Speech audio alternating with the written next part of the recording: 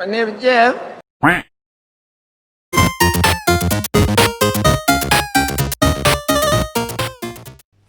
So guys, welcome back to Road to King Scout. Today we'll be showing you how to do simple manuk or clove hitch. If you all like to know the meaning and everything else, you all should refer to this video that's showing on the screen right now over here.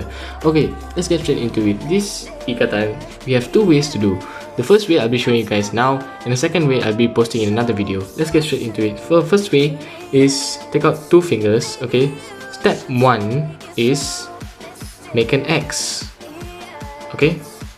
Step 2, take the end of the string that you made the X from and enter through the middle and pull everything.